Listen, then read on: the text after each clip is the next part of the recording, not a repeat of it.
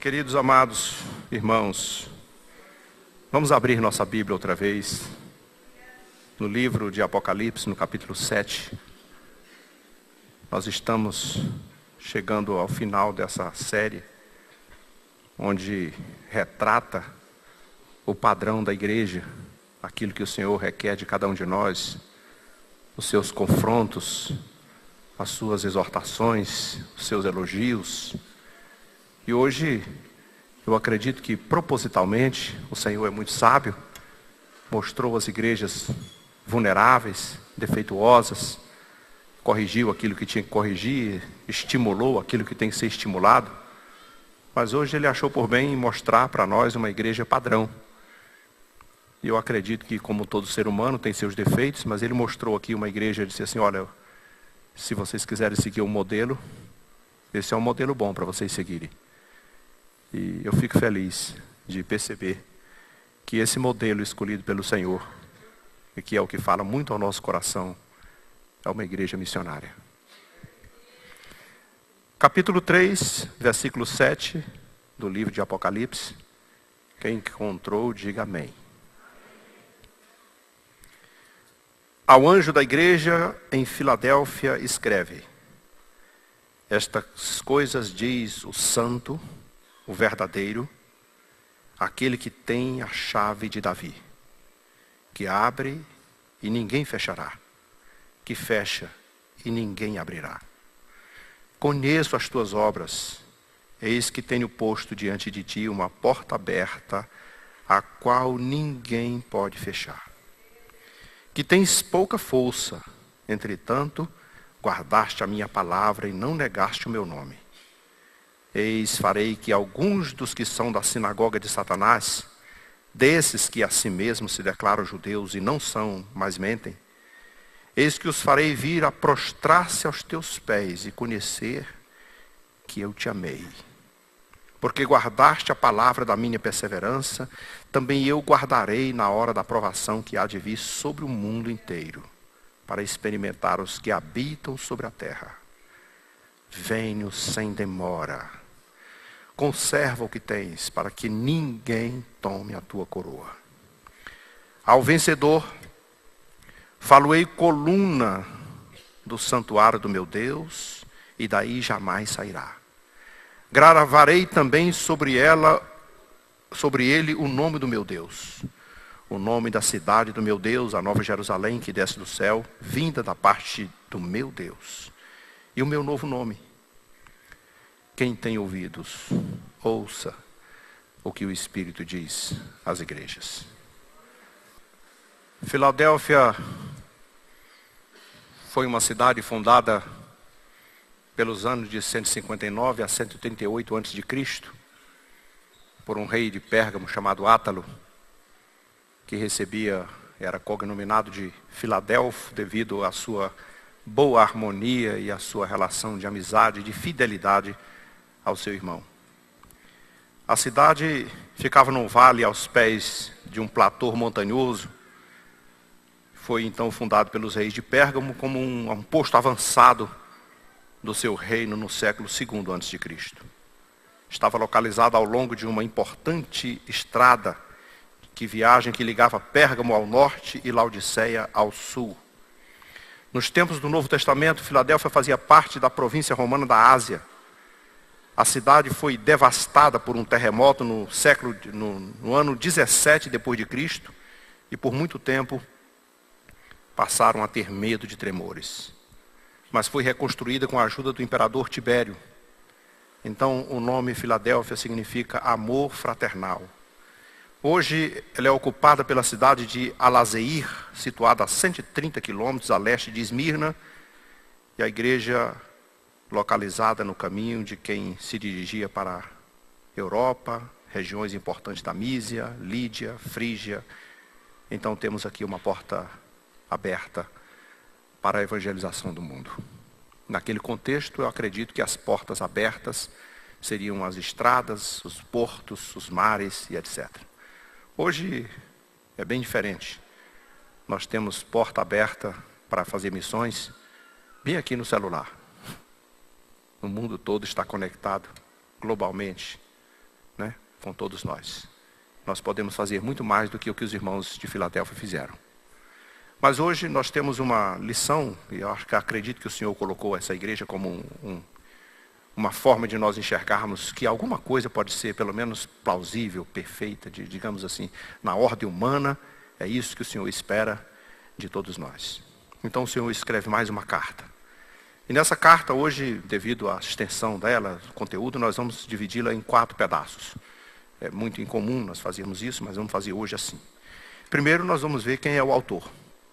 Como ele se identifica nessa carta.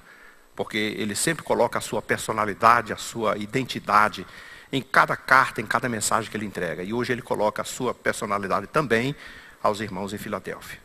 Depois nós vamos observar o Senhor colocar as virtudes da igreja, observada pelo Senhor. Ele vai apresentar, essa igreja tem essa qualidade boa, tem aquela, tem isso, tem aquilo. Nós vamos conhecer as virtudes da igreja pelo autor que vai se identificar. Em terceiro lugar, nós veremos as promessas feitas pelo Senhor. E promessa é uma coisa fantástica na Bíblia Sagrada. Se existe uma coisa infalível, uma coisa que não tem erro de dar errado, é promessa de Deus. Promessa dos homens não, promessa de político não, promessa de doutor fulano, de Beltrano, promessa de líderes não. Mas promessa de Deus é fiel. Falou, prometeu, pode escrever, pode esperar, vai ser cumprida. E aí então no quarto momento, nós ainda vamos ver os privilégios do vencedor. Por quê? Porque tem uma igreja boa, uma igreja forte, uma igreja que está fazendo tudo certinho.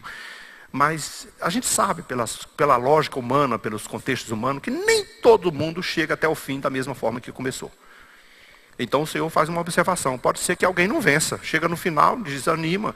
Porque ainda tem muita prova pela frente, muita luta pela frente, muito quilômetro para ser rodado. Mas quem vencer vai ter alguns privilégios que o Senhor vai mostrar aqui. Bom, Filadélfia, então, não foi uma igreja que recebeu críticas. Isso é interessante. O Senhor colocou apenas as suas virtudes em pauta.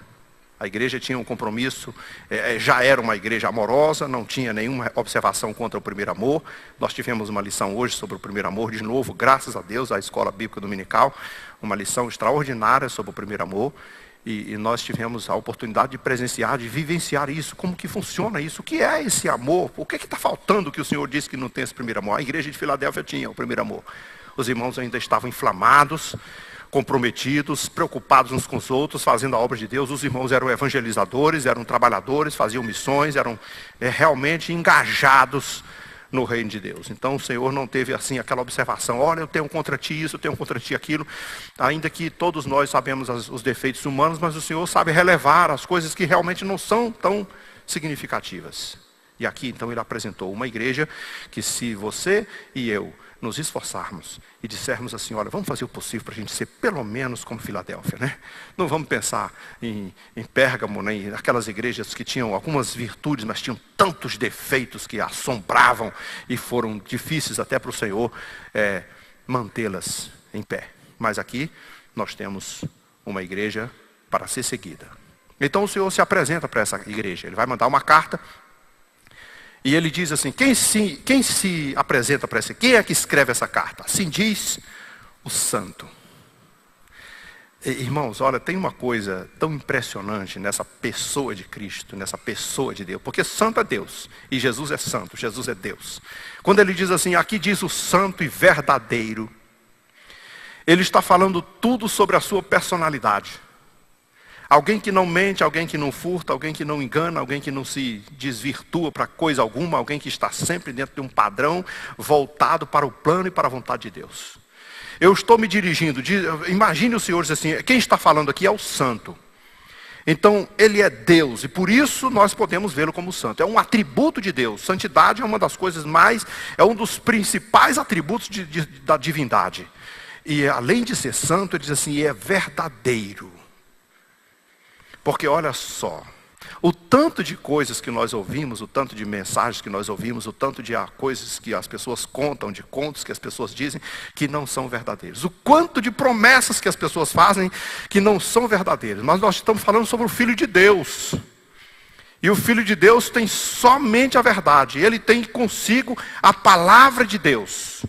E você se lembra daquela oração que ele fez em João capítulo 17, o versículo 17, santifica-os. Olha, veja só, o santo ora a Deus sobre a igreja e diz assim, santifica-os. E santifica-os na verdade. E a tua palavra é a verdade. O santo está pedindo que o Senhor santifique a igreja santa e que fortaleça essa igreja na palavra santa e verdadeira. Ele é santo e verdadeiro e espera que a sua igreja seja santa e verdadeira. Se há uma coisa que nós podemos fazer para nos identificar com o Senhor, porque veja só, você já parou para pensar com o título de cristão? Você vai lá no seu trabalho, você conhece alguns amigos, conversa com algumas pessoas e alguém pergunta assim, qual é a sua religião? Aí você diz assim, eu sou cristão. É uma palavra muito vaga, até certo ponto é muito vaga. É porque o cristão tem assim, todo mundo que se diz cristão pode ser dito como cristão. Mas mesmo assim, se você pegar apenas a palavra cristão, você já vai ter que parar para ver o significado dela. Quem é cristão? Cristão é uma pessoa que segue a Cristo. Cristão é uma pessoa que procura se parecer com Cristo. Cristão é uma pessoa que anuncia e se identifica com a pessoa de Cristo. E Cristo é santo e verdadeiro. Então estamos implicitamente dizendo aí, o cristão não é mentiroso, o cristão não é falsário, o cristão não pratica as coisas que não correspondem com a vontade de Deus, o cristão não anda pelo caminho tortuoso, o cristão não anda pela imoralidade, o cristão é santo e verdadeiro, porque ele pertence a um Cristo santo e verdadeiro, que se identifica para a igreja, que se apresenta para a igreja, que escreve para essa igreja, que tem mensagem para essa igreja, e a sua identidade apresentada pela essa igreja, diz, assim diz o santo e verdadeiro. Agora ele diz assim, que tem a chave de Davi. Você se lembra do versículo 1, capítulo 1, versículo 8? Quando ele se apresentou nos primeiros momentos, ele diz assim, eu sou aquele que tem a chave da morte e do inferno. Ele tem um controle da vida, ele tem um controle da salvação, ele tem um controle de todas as coisas. Quando ele diz eu tenho a chave da morte e do inferno, ele está dizendo, eu sei quem pode viver, eu decido quem pode viver, quem pode morrer. Eu tenho o poder de matar e o poder de tornar vivo. Eu tenho o poder de levar para o céu e lançar no inferno. Porque a chave da morte e do inferno está na minha mão. Eu venci, por isso eu tomei. Agora hoje aqui ele está dizendo, eu tenho a chave de Davi.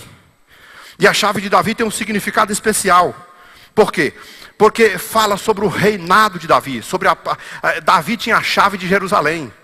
Ele era o rei de Jerusalém e era o rei de todo Israel. Então ele tem um controle, ele tem autoridade. Está falando que ele tem todo o domínio, está tudo sob o seu comando. Ele tem autoridade sobre a cidade e sobre o governo. Quem governa a cidade de Jerusalém era Davi naquele contexto. Mas quem governa hoje é Jesus Cristo. Então quando ele está falando sobre a igreja, transportando para os nossos dias, ele está dizendo, quem está falando com você é o santo, o verdadeiro, que tem a chave da igreja. Agora eu vou traduzir, que tem a chave da igreja, que tem o governo da igreja, que manda na igreja. A igreja não é liderada só por um pastor presidente, a igreja não é liderada por uma cúpula convencional, a igreja não é liderada por uma organização, por uma junta. A igreja tem um autor, a igreja tem um tutor, a igreja tem um dono, a igreja tem um senhor, e esse senhor é santo, verdadeiro, e ele tem o governo da igreja, ele dirige a igreja, ele manda a igreja. Então não adianta nós queremos fazer do nosso jeito, eu vou fazer assim porque a igreja, porque isso, porque tem aquilo outro, não. Mas a igreja tem governo, e o governo se chama o santo e verdadeiro, e que tem na sua mão a chave desse governo. Então nós estamos falando com o Senhor dos senhores, nós estamos falando com o Senhor nosso Deus, nós estamos falando com o verdadeiro Deus e a vida eterna. Estamos ouvindo a voz do Senhor Jesus Cristo, que está assentado à destra do trono da majestade nas alturas, e tem controle do céu, da terra, da minha vida, da tua vida, de toda a humanidade da terra, e principalmente ele tem o domínio e o controle total da sua igreja. Esse é o Senhor que escreve a carta. E aí, então ele diz para a igreja,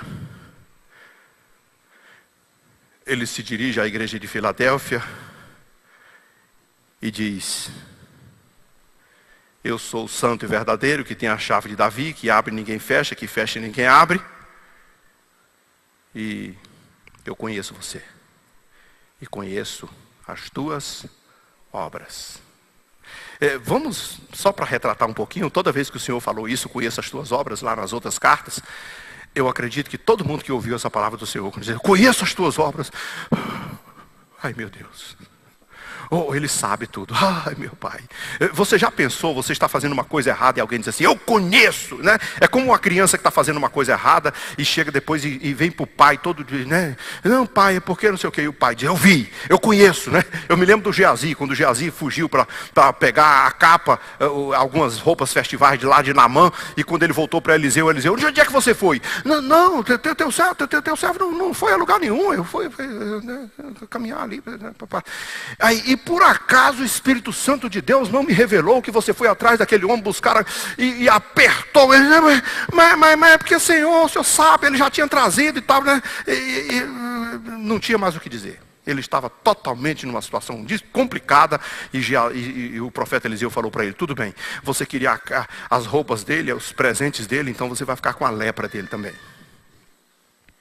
Quando você está fazendo uma coisa errada, que alguém diz assim, eu conheço, você treme. Mas de repente o Senhor está falando hoje para uma igreja que está dentro, eu conheço as tuas obras, eu conheço você, e eu tenho uma coisa para falar, você tem pouca força. Olha só que coisa interessante. Mas você já ouviu falar, e você já leu na Escritura que a força do Senhor, que a graça do Senhor, que o poder do Senhor se aperfeiçoa na fraqueza? Você ouviu o apóstolo Paulo falar assim, quando eu penso que estou forte, eu estou fraco. E quando eu penso que estou fraco, é aí que eu estou forte. O Senhor está falando para uma igreja que diz assim, é uma igreja força, talvez essa igreja não tivesse influência política, talvez essa igreja não tivesse um nome, talvez essa igreja não tivesse uma tesouraria rentável, talvez ela não tivesse recurso financeiro para fazer todos os projetos que gostaria de fazer, quem sabe ela não tinha nenhuma pessoa que pudesse dizer assim, intermediar como acontece hoje, às vezes com pessoas com renomes lá na sociedade, na política, com status. Essa pessoa não tinha nenhum status com o governo, não tinha nada, era uma igreja simples, uma igreja fraca nesse aspecto, uma igreja sem recursos, mas o Senhor diz assim, eu sei, eu tenho visto que você tem pouca força, é uma igreja pequena, sem influência, na cidade que sabia que era fraca em todos os sentidos, entretanto, no poder de Cristo, que se aperfeiçoa na fraqueza, eu vi que você, apesar de tudo, não negou o meu nome. Conseguiu ser uma igreja, vamos dizer, com todas as pressões, com todas as tribulações, com todas as perseguições. Não pense que Filadélfia estava na Ásia Menor como todas as outras, tinha influência romana como todas as outras, tinha influência dos imperadores como todas as outras, tinha influência dos deuses antigos. O Dionísio, que era o deus do vinho, era uma das suas divindades mais propagadas, mais divulgadas, e as pessoas o adoravam. Ele tinha também todo o paganismo, sem contar que foi fundada pelo rei de Pérgamo. E o rei de Pérgamo era lá onde estava o trono de Satanás. E tinha todas as influências dos nicolaítas, dos baalamitas. Mas mesmo assim, essa igreja pequena, fraca, sem muita influência, não se deixou levar pela influência do paganismo, nem dos nicolaítas, nem dos baalamitas, nem da Jezabel, nem de ninguém. Porque apesar de fraca, ela foi forte no Senhor e não negou o nome do Senhor. Quando o Senhor chama uma igreja, eu vi que você tem pouca força, que você não é aquela coisa estupenda, gigantesca, pomposa, que aparece na sociedade, que está na mídia, na televisão, em todo lugar, que sai na propaganda. Não, eu sei de uma coisa, que você tem força relativamente pequena, mas é fiel, não negou meu nome, e por isso eu coloquei diante de você uma porta aberta, que ninguém pode fechar. Porque guardou a minha palavra. Uma outra característica impressionante. Aprendeu e obedeceu fielmente. Guardar a palavra do Senhor é mais importante do que fazer oferta, do que fazer vigília, do que fazer doações, do que fazer consagração, do que passar quarentena de jejum. Você pode orar 40 dias, 50 dias, 100 dias. Você pode passar 500 dias orando. Pode fazer maratona, subir morro, descer morro. Pode fazer tudo que você quiser, rasgar, vestir-se de pano e saco, e cinza, se cobrir, jejuar, fazer todo tipo de coisa que você quiser. Se não obedecer a palavra de Deus, não resolve nada. Porque a palavra de Deus diz que obedecer obedecer é melhor do que sacrificar. Não adianta sacrifício. Se sacrifício valesse a pena, subir a escada de joelho lá nessas romarias, resolveria tudo. Carregar uma cruz de madeira pelo meio da cidade resolveria tudo, mas não resolve. O Senhor quer obediência. E Ele não quer obediência às autoridades humanas. Ele não quer obediência aos conceitos, aos projetos, às coisas humanas, não. Eu quero que você obedeça a minha palavra. E apesar da sua pouca força, apesar de pouca influência, apesar de toda a influência que o mundo tem sobre a igreja tentando desestabilizar, você aprendeu e foi fiel. Guardou a minha palavra. Eu sempre me lembro daquele episódio lá na Carta aos Hebreus, que o escritor aos Hebreus narra de uma maneira muito sucinta, muito objetiva, a Arca da Aliança. Ele diz que Deus, ele conta lá na Carta aos Hebreus, contando sobre o episódio, que Deus mandou fazer aquela arca aliança com 1,25 m, que eu já estou traduzindo para a nossa linguagem, de quadrada para um lado, revestida de ouro por dentro e por fora, porque ela era feita de madeira de lei, madeira de acácia. E aí então colocou essa coisa e disse assim: e lá dentro dessa arca eu quero que você guarde 3 coisas muito fundamentais, que são importantíssimas para nós. Primeiro, eu quero que você guarde uma amostra do maná, porque o maná fala da provisão de Deus, o maná fala do cuidado de Deus. Por 40 anos o Senhor sustentou a sua igreja. A igreja passou prova, andou pelo deserto, teve dificuldade, até cometeu alguns erros, mas o Senhor manteve a palavra e não deixou ninguém morrer de fome. Comeram maná durante 40 anos, isso fala da fidelidade de Deus. Agora coloca também o cajado de Arão que floresceu, aquele cajado que gerou uma contenda toda, todo mundo, até que Deus escolheu Arão como sumo sacerdote, dizendo que o sumo sacerdote tem que dar fruto, ele tem que ser produtivo. Por isso o cajado de Arão floresceu, criou folhas e frutos e amêndoas. Coloca lá dentro para mostrar que nessa nossa aliança que eu estou fazendo com você, eu garanto a minha provisão e você garante fruto no ministério. Mas o importante é a terceira coisa. Pega as tábuas da lei que Moisés trouxe lavradas em pedra e coloca aqui dentro. Porque o principal fundamento da nossa aliança é que você guarde a minha palavra. Se você não guardar a minha palavra, nada está feito. A palavra não foi cumprida, não foi resolvida, não foi adorada, não foi amada. Então você não tem como, eu não tenho como prosseguir com você. Então veja o que o Senhor está dizendo para essa igreja fraca, essa igreja que não tem muita influência, essa igreja que tem pouca força, mas é uma igreja fiel, uma igreja perseverante, uma igreja que lutou diante das provações, uma igreja que resistiu à tentação, manteve-se firme na palavra e guardou a palavra que recebeu do Senhor. Querido, eu vou dizer uma coisa para você. Se você conseguir guardar o que você já aprendeu, olha, não posso falar muito pelas gerações anteriores, mas na minha geração, eu acho que durante essas quase 3 décadas que eu estou junto com vocês, como pastor, acho que uma das coisas que nós temos mais feito foi falado e ensinado a palavra. Independente de ser sábado, domingo, segunda, terça, quarta, nos seminários e tantas outras coisas, o ensino da palavra é uma das coisas mais fundamentais. Talvez um dia você possa reclamar assim: eu não dei conta, eu fracassei, eu me esforcei, mas não consegui. Mas você não vai conseguir dizer para o Senhor assim: eu não sabia, ninguém nunca me contou. Eu não tinha tomado conhecimento disso. Ninguém nunca pregou sobre isso para mim. O pastor não me ensinou sobre isso. Isso você não vai poder falar. Aí o Senhor vai dizer assim: olha, não me importa, você ouviu a palavra, você recebeu a palavra, ao longo da sua vida, da sua conversão, você foi instruído pela palavra. E eu pergunto para você: guardou a palavra? Porque esta igreja guardou a palavra. E guardar a palavra é uma das coisas mais importantes. E olha só, e não negou o meu nome. São virtudes impressionantes que essa igreja tem. Tinha pouca força, mas foi fiel. Guardou a palavra em todas as circunstâncias. Não negou o nome do Senhor. Vamos nos lembrar, foi Pérgamo que fundou a cidade.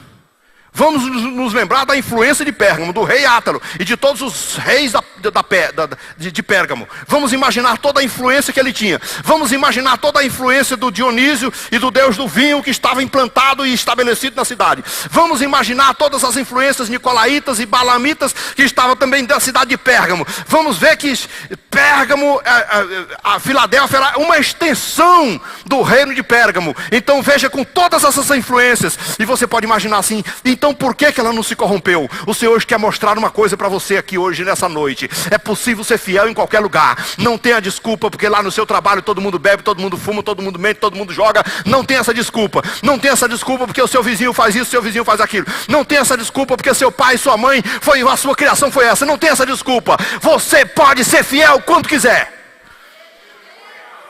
Porque se você quiser colocar a culpa na família, eu vou me lembrar de uma outra história.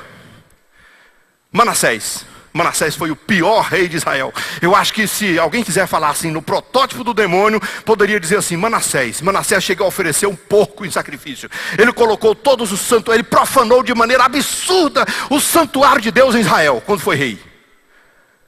Quando ele morreu, veio o seu substituto, que alguém pode me lembrar o nome dele? Amon. Substituto. Pior do que ele.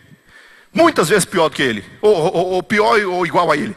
Terrivelmente pecador e profano, miserável. Em todos os sentidos. E a Bíblia diz assim: fez a mesma coisa que fez Manassés e um pouco mais. Terrível. Mas aí veio Josias, neto de Manassés. E filho do outro, que eu não estou lembrado do nome agora, que fugiu a cabeça. Com toda a influência maligna de todos os sentidos.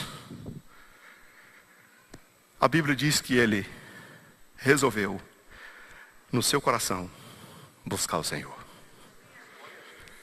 E ele assentou no seu coração que deveria obedecer somente ao Senhor nosso Deus. Ele reformou e reestruturou toda a casa de Deus. E alguém diz assim: você não pegou a ideia do teu pai? O rei de Israel? Você não pegou nada, nenhuma influência do seu avô, do Manassés? Não. Você resolvi escolher servir ao meu Senhor. Vejam só. Não negou o meu nome. Quantas pressões os filadélfios tiveram para dizer assim: ora, rejeita, desiste. Olha, Jesus, quantas pressões você recebeu na sociedade. Quantas vezes você teve que dizer para os seus colegas lá no seu trabalho, nos ambientes mais escusos, dizer assim: eu sou crente, sirvo ao Senhor e ando na presença de Deus e não vou negar o nome de Jesus, sou crente em qualquer lugar. Quantas vezes você pode falar como o apóstolo Paulo falou: não me envergonho do evangelho de Cristo, porque sei que é o poder de Deus para a salvação de todo aquele que crê, tanto judeu quanto grego. Quantas vezes você pode dizer: eu não nego a Jesus, eu amo a Jesus? Pois essa igreja, com pouca força, guardou a palavra, não negou o nome de Cristo, foi fiel até o fim. E o Senhor tem uma promessa, tem algumas promessas para ela. Olha, igreja abençoada, fiel, eu vou fazer para você uma coisa que não faço para todo mundo. Eu acredito que uma porta missionária aberta. Porque, deixa eu te fazer uma indagação. Se você tem uma igreja com comportamento herege, e uma porta missionária aberta, o que vai expandir pelo mundo afora? Heresia.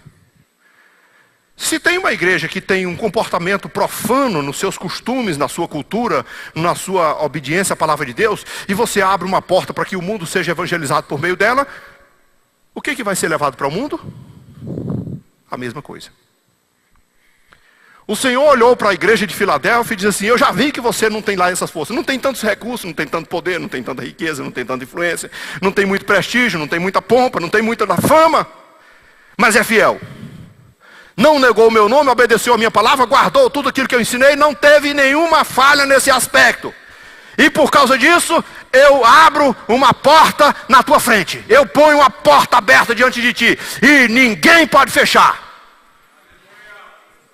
Então de repente você percebe que a igreja de Filadélfia está estabelecida numa conexão que dá caminho para a Europa, para as regiões importantes da Mísia, da Lídia, da Frígia, e então nós temos aí o mundo todo, para Laodiceia, para Pérgamo, para todos os lugares e até para Jerusalém. Nós temos aí portas abertas para tudo quanto é lugar. E o Senhor está dizendo assim: olha, não tenha medo, igreja, porque se você está fazendo certinho, se você está fazendo conforme a palavra, se você está obedecendo os meus princípios, você vai alcançar os confins da terra. Em todo lugar que pisar a planta do pé eu te dou. Não tenha medo do tamanho do dólar, não tenha medo da dificuldade que tem no país, não tenha medo das dificuldades políticas que estão nos governos. Eu abro uma porta na tua frente. Nós vamos evangelizar o mundo, é no nome do Senhor Jesus Cristo. Nós vamos invadir todas as fronteiras e nada pode parar uma igreja cheia do Espírito Santo. Ninguém pode parar. Porque essa obra missionária não é ideia de Natanael Nogueira, não é plano de Valdemar, não é plano de qualquer líder, não. Foi o Senhor Jesus que planejou. Por isso a porta está aberta. Então vou dizer agora para a DGO. Isso eu posso dizer com convicção para a DGO. A DGO não se preocupa. Mantenha-se firme na palavra. Mantenha uma estrutura doutrinária correta e obediente. Mantenha-se comprometido com a verdade, com a santidade, com o amor fraternal. E eu deixo essa porta aberta. E não adianta. Pode o governo botar o que quiser. Pode o inimigo tentar do jeito que quiser. Pode o dólar subir para onde que quiser. Mas essa porta ninguém pode fechar.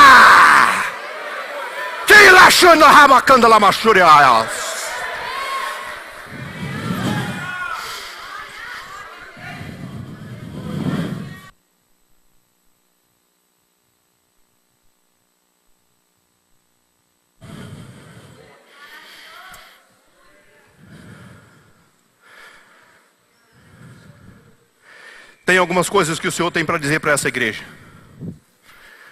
Porque durante um período, quando você está fazendo uma coisa certa,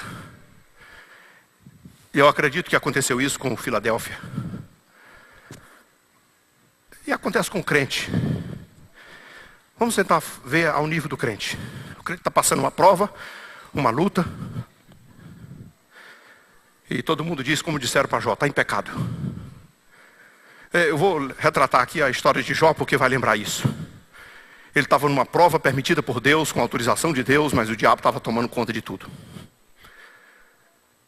E aí ele tinha que, numa hora dessa, a coisa mais importante para um crente aprovado e atribulado é um amigo.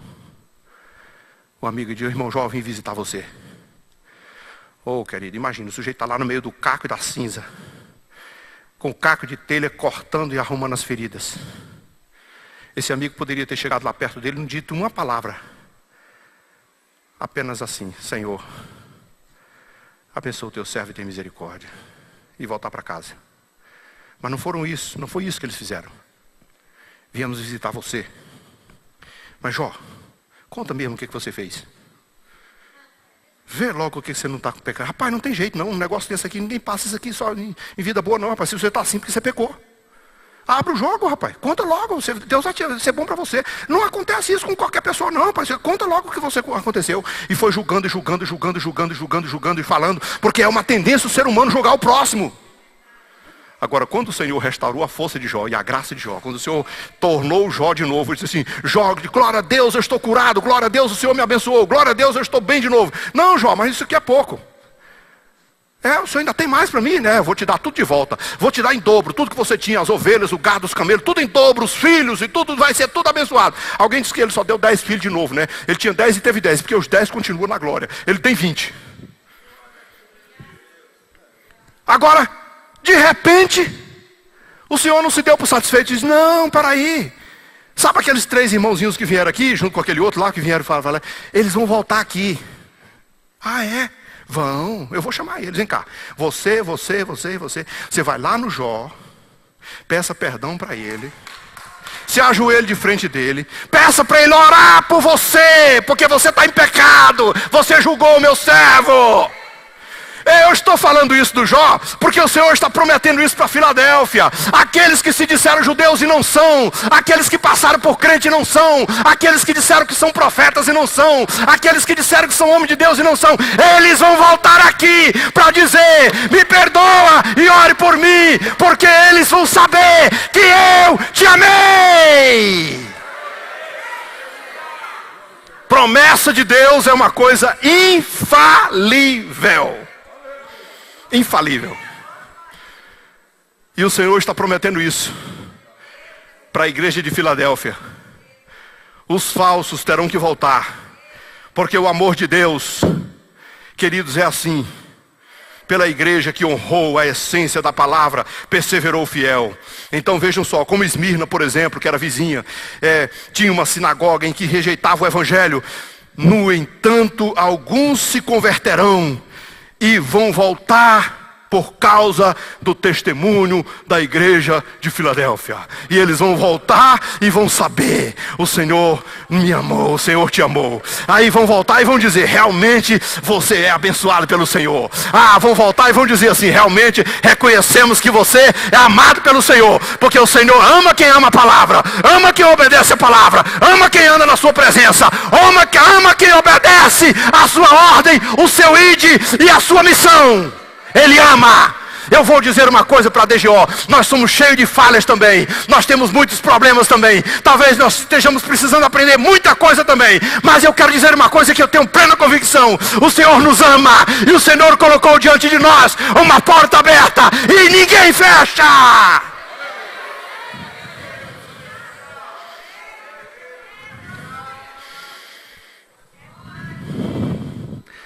Essa última promessa, que também não fica atrás, é especial demais para mim. Porque está provado escatologicamente, biblicamente, que a igreja um dia vai ser arrebatada. Se alguém é contra isso, eu digo logo para você: eu creio no arrebatamento. Eu sou pentecostal, da cabeça até os pés, por dentro e por fora. E Jesus vem buscar a sua igreja e eu estou esperando por ele. Mas antes que isso aconteça, sinais e provações, e intensidade, tribulações vão acontecer na vida de todo mundo. Mas um pouquinho depois que a igreja subir, haverá uma grande tribulação. Depois, intensa tribulação. E essa tribulação, se você for ler os textos referentes a isso no livro de Apocalipse, você se estremece, devido à intensidade da tribulação que virá sobre todo mundo. Onde se destruirá a terça parte da terra, a terça parte do mar e a terça parte do céu, das estrelas. Onde vai haver uma catástrofe, onde as pessoas vão, onde por um certo momento o Senhor vai prender a morte, e as pessoas vão sofrer todas as torturas, todas as angústias, vai dizer assim: pelo amor de Deus, eu quero morrer. Mas não vão morrer, vão sofrer.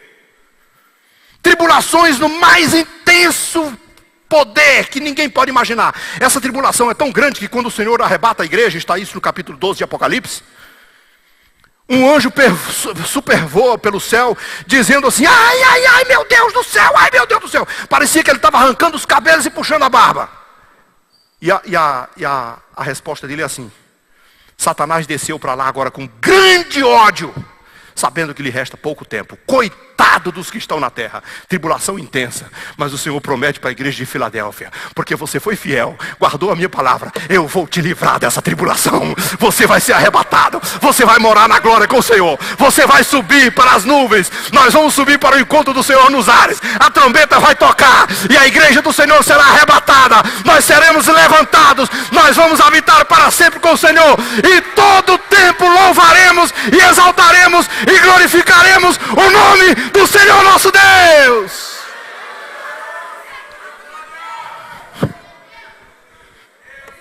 Promessa de Deus é infalível. E deixa eu dizer uma coisa para você: passa o céu e a terra, disse o Senhor, mas as minhas palavras não passarão. Pode estremecer tudo, pode acontecer o que quiser que acontecer. A Bíblia diz que o diabo vigia o céu 24 horas por dia, está lá o tempo todo nas potestades do ar, tentando fazer com todo jeito, mas não tem jeito. A igreja está decidida, a igreja está determinada, ela vai subir e se encontrar com o Senhor. Mas o Senhor mostrou o padrão dessa igreja. Por que o Senhor colocou Filadélfia na nossa pauta? Porque Ele quer mostrar para nós qual é a igreja que vai subir. Não é a igreja de Pérgamo, onde as pessoas estão adorando Satanás. Não é a igreja onde as pessoas estão se deixando seduzir pela prostituição de Jezabel. Não é a igreja da libertinagem, da hipocrisia, do pecado, das corrupções e de todas as coisas acontecendo com toda a imoralidade, como tem na doutrina dos balarmitas e na doutrina dos nicolaítas. A igreja que vai ser arrebatada é a igreja que é fraca, mas é obediente. É a igreja que guarda a palavra e é perseverante. É a igreja que teme ao Senhor e confia na sua promessa. É a igreja que mesmo diante da tribulação permanece fiel. E aquele que vencer jamais será apagado o seu nome do livro da vida. Privilégios. Só para concluir, privilégio. Já vou andar um pouquinho rápido. Eu sei que estou atrasado. Eu já falei que ia atrasar mesmo hoje. Falei para os irmãos ali das crianças para aguentar firme ali. Quais são os privilégios do vencedor? Diante de uma situação dessa, pastor Joel, o que acontece? Muita gente está lá fervoroso, empolgado, animado. Os irmãos estão aqui hoje na DGO. Glória a Deus, eu vou para o céu. Aleluia, glória. Mas amanhã vem prova. A semana que vem prova. No mês que vem prova. No ano que vem prova. Vem luta, vem tribulação, vem perseguição, vem tentação, vem assédio. Vem tanta coisa do diabo. E pode ser que alguém, meu Deus, eu não vou dar conta não. Aí não é porque você não sabe. Você está instruído pela palavra. Pode ser que não vença, mas o Senhor não está contando com isso. O Senhor está nos colocando como vencedor, porque em Cristo Jesus nós somos muito mais do que vencedores por aquele que nos amou. Muito mais do que vencedores. Então ele disse assim, aquele que for vencedor, ele será feito coluna do santuário de Deus. E ele fará parte integrante da igreja de Deus. Nós vamos estar lá na Nova Jerusalém, porque a Nova Jerusalém, irmãos, quando você for interpretá-la corretamente, você vai descobrir que a Nova Jerusalém é feita com igreja. Lá na Nova Jerusalém tem coluna, tem os tijolos, tem o telhado, tudo feito com crente. Tudo feito com aqueles que... É uma cidade quadrada, em dimensões, em todo sentido, que já é para dizer assim, só vai para os céus quadrados mesmo. Não adianta você querer ser todo redondinho, todo arrumadinho, todo... Não, é bom você ser quadradão mesmo. Quadradão, deixa todo mundo falar, deixa todo mundo criticar, deixa todo mundo zoar. Faz o que quiser, mas eu vou para o céu. Eu vou morar no céu. E o Senhor disse, eu farei de você coluna do santuário de meu Deus, e de lá nunca vai sair. Porque coluna é um negócio que sustenta tudo, querido. Coluna não arranca fácil. Você pode arrancar uma parede por aí, que você vai reformar um lugar, você compra um apartamento, diz, eu quero fazer uma reforma, mudar aqui a sala para cá, o quarto para cá. Aí você tem logo um engenheiro que chega lá com as ordens, na coluna você não mexe. Coluna é uma coisa que não pode sair, porque é a estrutura do prédio. E o Senhor não está colocando você como um tijolinho. O Senhor não está colocando você como uma telhinha, não. O Senhor não está colocando você como um assoalho, não. Ele não está colocando você como uma decoração qualquer, não. Ele está dizendo para você, lute, seja perseverante, seja fiel. Você vai ser coluna. Você vai estar na estrutura fácil. Mas ninguém vai mover você de lá. Coluna do santuário é privilégio para crente. É um privilégio. Jamais sairá de lá. E o seu nome, e sobre ele será gravado o nome de meu Deus. Você já pensou? Em você está gravado o nome do meu Deus. É como se fosse uma identidade. Você já pensou você andar na rua e dizer assim, o nome do meu Deus. O nome da nova cidade do meu Deus, a Nova Jerusalém. Então, eu sou do Deus Todo-Poderoso. Eu sou da Nova Jerusalém. E o meu novo nome, o Senhor Jesus, o Rei dos Reis, Senhor dos Senhores. Aquele que tem olhos como chama de fogo, os pés como latão reluzente. Ele está aqui, está cravado. Você vai ter todos esses privilégios. Ninguém jamais será comparado, querido. Nós seremos privilegiados se formos fiéis até o fim. Cristo, na sua segunda vida, virá, mas você estará com Ele para toda a eternidade. Amém? Filadélfia nos ensina alguma coisa importante sobre ser uma igreja abençoada, fiel ao Senhor. Não importa o que aconteça, apesar da dificuldade, porque quando a igreja realiza o seu papel missionário, está cumprindo a vontade de Deus para o estabelecimento do reino de Deus aqui na terra. Ao invés de ficar cuidando dos interesses internos, a igreja precisa marchar adiante em busca daqueles que estão perdidos lá fora. Esse é o verdadeiro problema da igreja. Vidas que estão se perdendo sem conhecer a Jesus. As portas para a evangelização estão abertas para nunca se fecharem. Basta simplesmente a igreja entrar e pregar. Igreja, não tenha medo da adversidade. Não tenha medo do problema. Não tenha medo da economia. Nós somos a igreja do Senhor Jesus. Vamos ficar de pé.